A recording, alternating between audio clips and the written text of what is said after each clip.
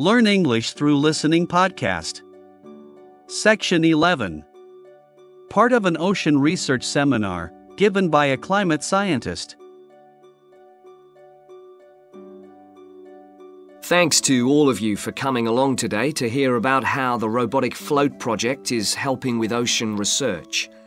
Well, first of all, we'll look at what a robotic float does and its use. So let's start with the device itself. It looks a bit like a cigar, and it's about 1.5 meters long. More importantly, it's full of equipment that's designed to collect data.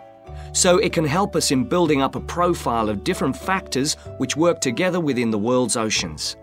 Sounds like a big project. Isn't it too big for one country to undertake? That's quite true, but this project is a really good example of international cooperation.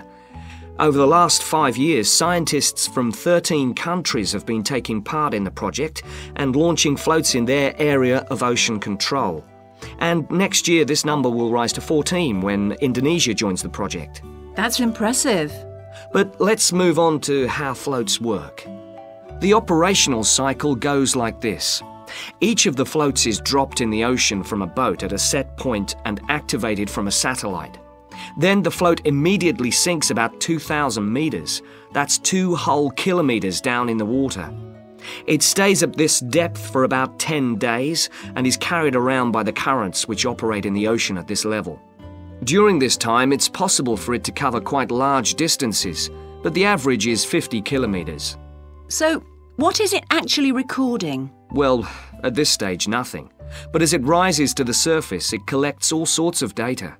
Most importantly, variations in salinity, that's salt levels, and the changes in temperature, a bit like underwater weather balloons. Then, when it gets back to the surface, all the data it's collected is beamed up to the satellite. After about 5 hours on the surface, the float automatically sinks, beginning the whole process again. What happens to the data? Well, the information is transferred direct to onshore meteorological stations, like our one in Hobart, and within 4 hours the findings can be on computers, and they can be mapped and analysed. You say you're building models of the world's ocean systems, but how are they going to be used? And more importantly, when? Some of the data has already helped in completing projects. For example, our understanding of the underlying causes of El Niño events is being confirmed by float data.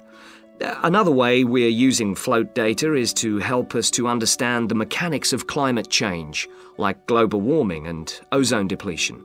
That's part of an ongoing variability study, but the results are still a long way off. However, this is not the case with our ocean weather forecasting. Because we know from the floats what the prevailing weather conditions will be in certain parts of the ocean, we can advise the Navy on search and rescue missions. That's happening right now, and many yachtsmen owe their lives to the success of this project. In addition, the float data can help us to look at the biological implications of ocean processes.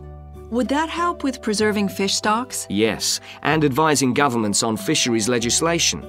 We're well on the way to completing a project on this. We hope it will help to bring about more sustainable fishing practices.